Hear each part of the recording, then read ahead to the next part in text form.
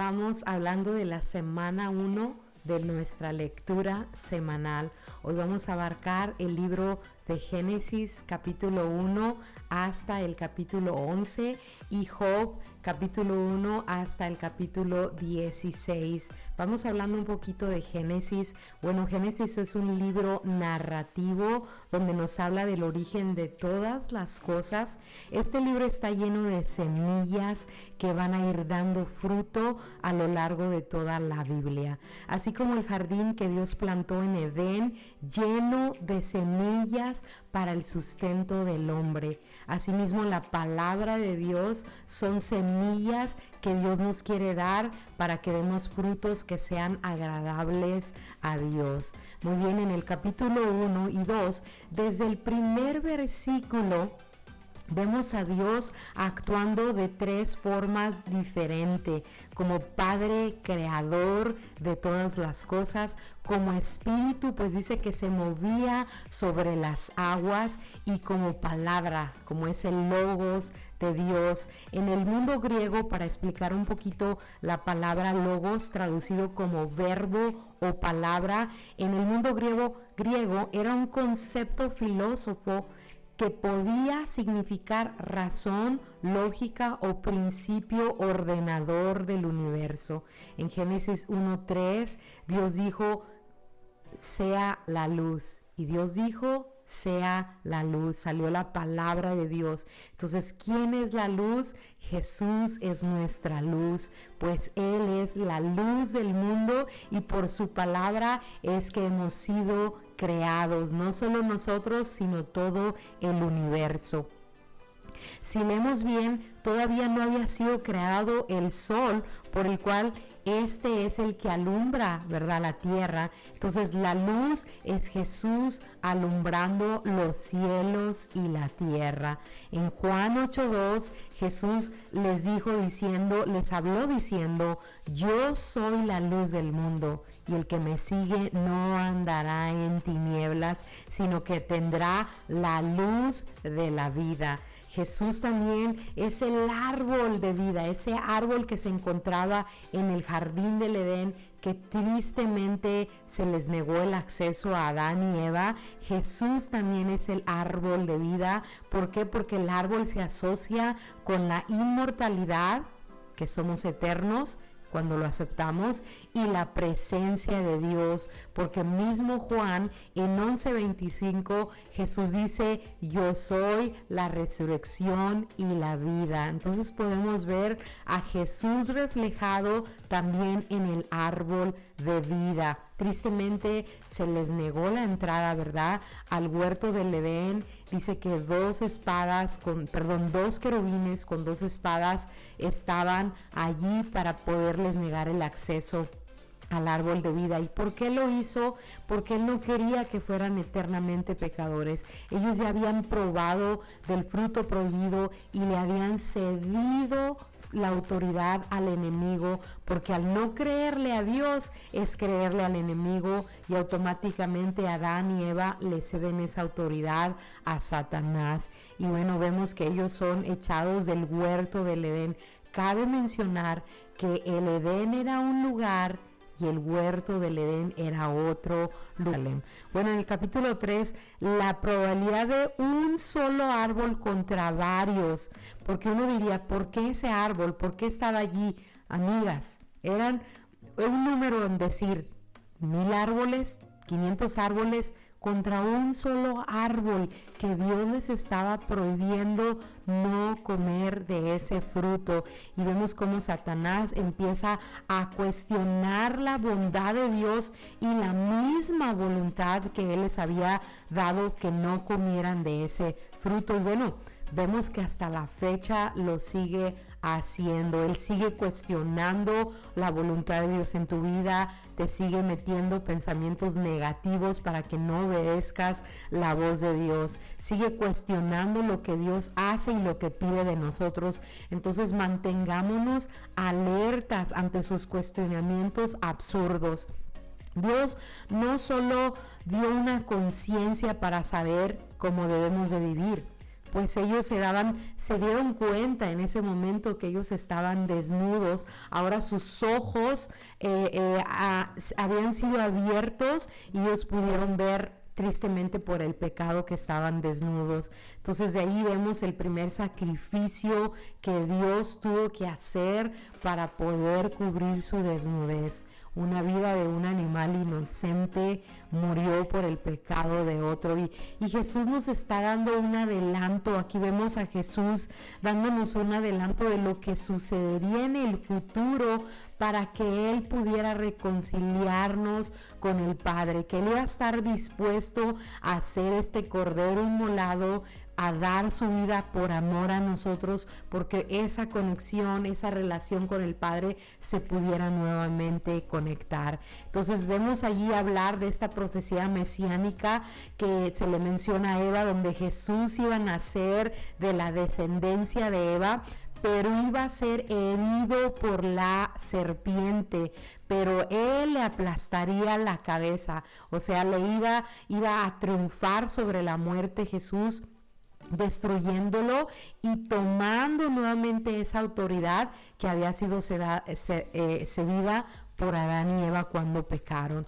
Entonces se nos estaba hablando ya desde ese momento, amigas, en los primeros capítulos de Génesis, se nos está hablando de salvación, se nos está hablando de evangelio, ¿verdad? De cómo Jesús iba a venir a reconciliarnos con el Padre. En el capítulo 4, Abel trae una ofrenda que es agradable a los ojos de Dios, que es algo que Él miró con agrado, pero que más adelante, bueno, le causa la misma muerte por la envidia que empezó a nacer en Caín, que vemos que es el enemigo nuevamente mostrando, metiendo más bien en este caso, metiendo pensamientos negativos en la vida de Caín, esa envidia que corroe a Satanás desde el principio, queriéndola inyectar en el pensamiento de Caín, y bueno, lo logró. Pero vemos cómo Jesús más adelante iba a ser ese cordero, ¿verdad? Ese cordero pascual que sufriría por amor a nosotros, que Él, sabemos de antemano que su sacrificio fue y es perfecto, y es una vez y para siempre, ¿verdad?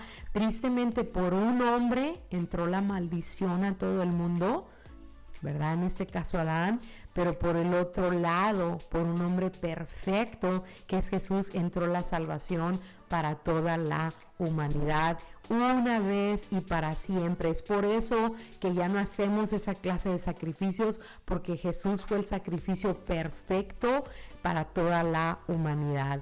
Y vemos cómo Dios mostró misericordia aún por Caín, porque él merecía la muerte por haber matado a su hermano, pero Dios le mostró misericordia, le dio otra oportunidad de vida.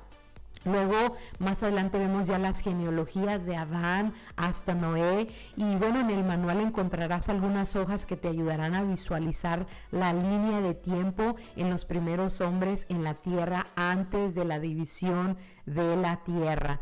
Bueno, en el capítulo 6 al 8 ya habían pasado más de 1556 años desde Adán, y ahora nos está hablando de Noé, y el mundo se encontraba en un caos. Fue en decadencia. Lo podemos ver que una vez que Adán y Eva cometen ese grave error, viene a traer más decadencia en nuestro mundo, y bueno, se convierte en un mundo caótico. Y bueno, la historia se sigue repitiendo, y quiero hacer un paréntesis aquí, el cual vemos que en la tradición, o acabo yo de aprender de este libro, el cual se los voy a recomendar, ahí les voy a poner la información, que en la tradición judía o en la lectura de los judíos, ellos se basan en círculos. Entonces, quiero que aprendas a identificar estos círculos y cómo se van cerrando, ¿sí? Adán, primero, cómo Dios hace un pacto con él de bendecirlo, hey, subyuga la tierra, juzga la tierra, llena la tierra de mi gloria, hace este pacto de amor hacia Él, ¿verdad? Y quiero que veas cómo se va cerrando este círculo. Y fue lo mismo que Dios le pidió a Noé, lo mismo que le pidió a Adán, que llenara la tierra de su gloria. Pero tristemente hicieron todo lo contrario. La humanidad prefirió la maldad. Luego vemos cómo los ángeles vienen y se meten con las humanas, otra vez cayendo por la vista.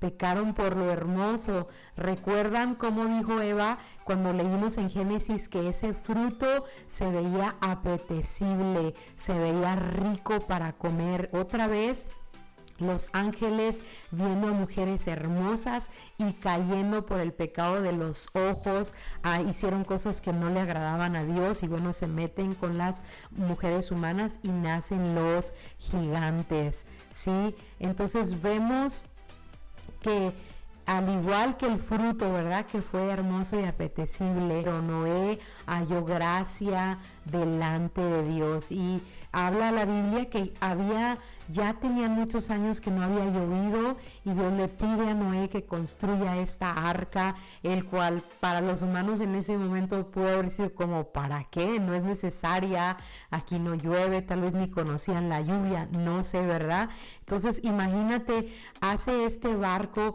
y podemos ver que fue real porque en todas las culturas, aunque sean diferentes, con diferentes pensamientos, todos mencionan acerca de una inundación global, ¿sí?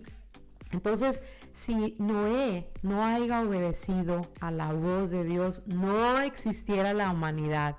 Entonces aquí vemos que se cierra el círculo, porque ya Dios hace un reseteo mundial.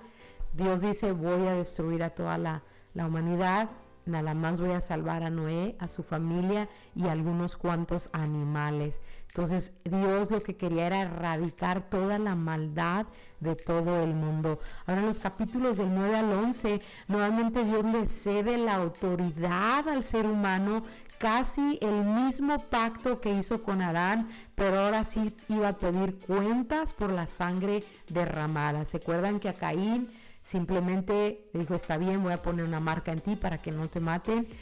Pero la sangre de Abel pedía justicia, ¿verdad? La tierra clamaba por justicia por esta muerte. Entonces ya vemos que en la vida de Noé, Dios hace un nuevo pacto, se abre un nuevo círculo, amigas, un nuevo pacto, pero ahora va a pedir cuentas por la sangre derramada, ¿sí? Vemos que Noé vivió 950 años y su error, grábate bien estas palabras, amigas, y su error fue embriagarse del fruto de su trabajo, ¿sí? Otra vez los ojos viendo las hermosas uvas ricas y deliciosas, o sea que se puso de más hasta que se emborrachó, no balanceó ahí, ¿verdad? Que ponte a pensar en qué errores hemos cometido por nuestros frutos, ¿sí? ¿Habrá habido soberbia en nuestro corazón? ¿Habrá habido orgullo, independencia de yo lo puedo, no necesito a nadie? ¿No querer depender de Dios, como el error de Adán y Eva? Entonces, bueno, vemos que Noé maldice al nieto, ni siquiera maldice a Cam por haber visto su desnudez, sino maldice al nieto, Canaán, que más adelante vemos que se convierten de líder Canaán, hacen una tierra Canaán, y ahí vemos, leemos, ¿verdad?, que Noé maldice a su nieto por el error de su hijo. Ahora, otra de las cosas muy interesantes que nos recuerda la bondad de Dios es el arco iris. El arco iris no solo es un recordatorio para nosotros de que Dios no va a volver a destruir la tierra con una inundación global, pero es un recordatorio para Él acerca de su misericordia por el ser humano. Entonces, Él está mostrando bondad, y algo que aprendí y me gustó mucho acerca de un video que escuché, de que si te fijas es un arco, y muchas veces se usa un arco para matar a una persona, para juicio, ¿verdad? Y en este caso Dios está volteando su arco hacia arriba, porque el círculo está así como si el arco estuviera hacia arriba. Y aunque Dios va a traer juicio al ser humano por todos sus pecados, Dios iba a mostrar su bondad al derramar toda su ira contra Jesús, ¿verdad? Porque en esta manera dice que cuando Él fue crucificado, lo abandonó Dios. Sí, lo abandonó. Todo el pecado recayó en los hombros de Jesús. Entonces es como que si ese arco nos estuviera enseñando que Él va a dar a su propio Hijo y va a caer todo el juicio del pecado sobre la vida de Jesús. Y todo esto lo sufre Jesús en la cruz. Entonces, qué hermoso es saber que el arco iris nos demuestra la bondad de Dios y no lo contrario, ¿verdad? De lo que el mundo dice. Bueno, muy bien, ahora nos vamos a los capítulos 11 al 10 y vemos que ahí tenían una sola lengua.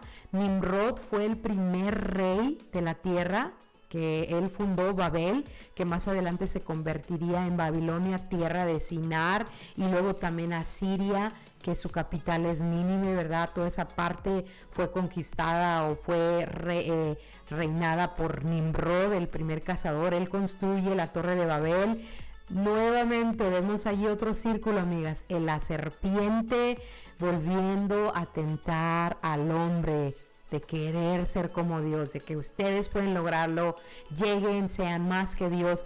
Pero no tanto fue el castigo por esta torre, sino fíjate bien, si leemos bien, aunque fue esa misma tentación del maligno de querer decirle ustedes son autosuficientes, no necesitan a Dios, la orden de Dios fue que fueran dispersados, la orden de Dios fue que fueran dispersados por toda la tierra, que llenaran la tierra de su gloria, de humanidad, ¿verdad? Que se reproducieran, quisieran más humanidad, y ellos hicieron lo contrario.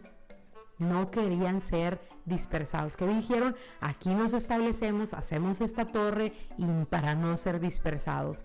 Entonces, nuestro lugar seguro es reconocer la necesidad que tenemos de Dios y depender de su voluntad, de lo que Él está pidiendo a nuestras vidas y no de nuestra propia voluntad, no de nuestros propios deseos, sino lo que Él pide de nosotros. Muy bien, también se menciona que en el tiempo de Peleg, que de la rama de Sem, ¿verdad? De la buena rama, de los hijos, uno de los hijos de Noé, la tierra se repartió en continentes. Entonces allí queda muy bien la teoría de Pangea, que muchos dicen, la teoría cuenta que era un solo continente y luego después se fue repartiendo. Entonces ahí la Biblia nos habla que la tierra se repartió en continentes, ¿verdad? Que era un solo continente después de que Dios los dispersa, que los manda con diferentes lenguajes y los dispersa por toda la tierra. Podemos ver que ahí se pudo haber separado por continentes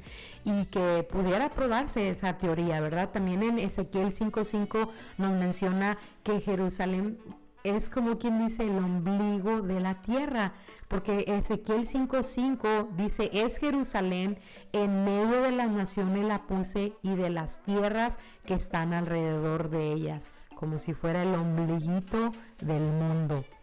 Entonces, antes de la Torre de Babel, como se menciona en la Biblia, tenían una sola lengua, pero cuando Jesús vino, bajó, ¿verdad? Porque dice, bajemos para confundir su lengua, pues sabía que lo iban a lograr. Tenemos la imagen de Dios y lo que nos proponemos lo logramos cuando ponemos persistencia. Entonces, tenemos la imagen, ellos tenían la imagen de Dios y sabía Dios que si se proponían tal vez lo iban a lograr. Y bueno, ahí es cuando se confunde, ¿verdad? En la Torre de Babel. Muy bien. El problema y su pecado más fuerte fue creerse autosuficientes y no querer ser dispersados sobre la tierra, el cual había sido un mandato de parte de Dios desde que formó a Adán. Muy bien, pues bueno, ya terminando esos capítulos, se nos habla de la genealogía de Sem, que es el tercer hijo de Noé, hasta Abraham. Y ahí nos vamos a pausar, amigas. En las siguientes semanas vamos a hablar de la familia de Abraham. Vámonos a Job. A Job, los tres amigos. Vamos hablando primero de los tres amigos que van a salir en el libro de Job. Y el primero es Elifaz, el temanita, proveniente de Temán, que era Edom. El segundo es Bildad, el suita, procedente de la región de Shua o Sua, que también era Edom y Egipto. El tercero es Sofar, el naamanita, originario de Namá, Edom, al sur de Israel. Ahora, ¿por qué menciono los nombres de los tres amigos? Porque Bildad venía de la descendencia de Abraham. Es por eso que podemos acomodar a Job entre esa temporada, sí, cronológicamente, porque ya no hay otro lugar donde lo podamos acomodar y porque se cree que Bildad venía de la descendencia de Abraham. Tras la muerte de Sara, vemos que Abraham se va a casar con Cetura, más adelante lo vamos a leer, y que uno de los hijos se llamaba Sua o Shua, y de ahí algunos intérpretes relacionan Shuita con Sua, argumentando que Bildad sería parte de esta rama familiar, los suitas o shuitas, descendientes de Abraham por medio de Cetura. Entonces, por eso es que podemos acomodar a Job en ese espacio de años, ¿verdad? Entre que Abraham está en esos años, entre sus 100 o más adelante, no sé, Job no sabemos qué edad tenía porque no nos da indicio de la edad de Job, pero sus amigos están en esos tiempos. No exactamente podemos saber el año, pero entre esa genealogía o más bien en esa generación.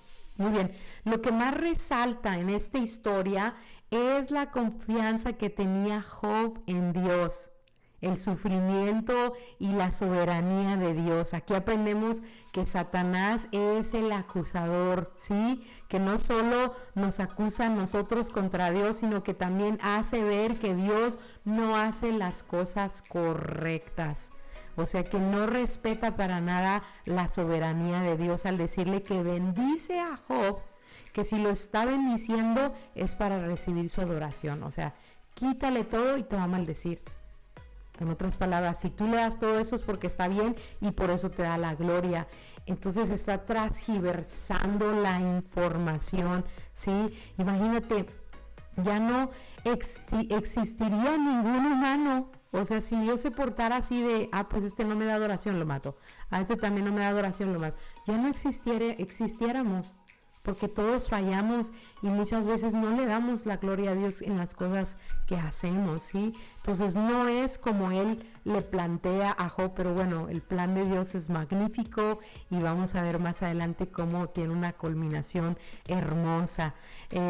Entonces es cuando le propone a Dios que le quite todo a Job, así entonces Job lo maldecirá. Él estaba seguro que lo iba a hacer, ¿verdad? Claro.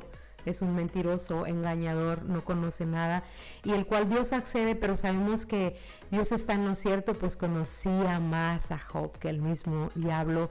Y bueno, nuestra esperanza, amigas, es que mayor es el que está en nosotros que el que está en contra de nosotros o el que gobierna este mundo por un tiempo. No veían que Job sufre con esta terrible enfermedad, nunca maldice a Dios, en cambio empieza a bendecir a Dios, ¿sí? Esto nos cambia totalmente nuestra forma de pensar, pues muchas veces creemos que porque somos buenos merecemos cosas buenas y que los malos merecen cosas malos, y aquí es como una incógnita de, caramba, Job no había hecho nada malo y empieza a recibir cosas malas, ¿sí? Que Dios le permite al enemigo que le quite su familia, le quite sus ganancias, le quite sus riquezas, todo, y más adelante vemos que le quita también su salud. Pero aquí vemos lo contrario, ¿sí? O sea, vemos otra cosa, otra perspectiva, ¿sí? Porque los mismos amigos de Job estaban en esa postura. Y aunque es verdad y es una teología correcta, porque cuando pecas hay consecuencias, vemos que la teología de los amigos estaba incorrectamente planteada, o sea, no la estaban aplicando correctamente porque estaban juzgando a la ligera la situación de Job porque no conocían la verdad. Entonces vamos a leer en los libros, en los siguientes capítulos de Job, la conversación que se empieza a desarrollar entre él y sus amigos, tratando de justificar lo sucedido con Job, pero lo vamos a aprender que los pensamientos de Dios son muy diferentes a nuestros pensamientos, ¿verdad? La palabra nos dice que su voluntad es buena, agradable y perfecta, aunque muchas veces no la entendamos. Y claro, el sufrimiento de Job fue real, ¿verdad? No es que era un poema inventado, sino que él lo pasó, lo vivió. Entonces Job deseó la misma muerte, sí, él deseó, entró en depresión, entró en soledad, en tristeza, y tal vez el enemigo vino y trajo esos pensamientos a su corazón para que maldijera a Dios. Sabemos que usó a la misma esposa para decir, ya, maldice a Dios y muérete. Usó a estos amigos para traerle tristeza en vez de ánimo. Y bueno, ya en los capítulos 4 al 5, vamos a ver que nunca blasfema contra Dios, antes lo bendice. Y ya es este diálogo entre, primeramente en su primer amigo, el capítulo 4 al 5 vemos que entra su primer amigo Elifaz, quien intenta explicar el sufrimiento de Job bajo la idea tradicional de que el sufrimiento es consecuencia del pecado. Le sugiere que si se arrepiente, Dios podría restaurarlo. Y ¿le está diciendo algo correcto? Sí, pero no conoce la situación, no la está aplicando correctamente. Entonces le está diciendo que Job ha pecado y que es malo. En el capítulo 6 al 7, Job responde más bien como con un lamento profundo y rechaza la conclusión simplista de su amigo Elifaz. Job empieza a insistir en su inocencia, en expresar su desesperación, llegando incluso, como les digo, a desear la muerte, a desear no haber nacido, pero nunca blasfemando contra Dios. Además, exige una respuesta de parte de Dios. Le exige, quiere saber por qué él está sufriendo, por qué él siente que es justo y por qué le está llegando todas estas cosas. Y si te fijas bien, amiga, no le está pidiendo que le restaure su salud, que le devuelva sus finanzas, que le regrese su familia. No, nada de esto le pidió a Dios. Lo único que él quería saber, por qué me están pasando estas cosas. Él quería limpiar su nombre de todo lo que estaba sucediendo. Entonces, sí sufrió mucho Job, ¿verdad?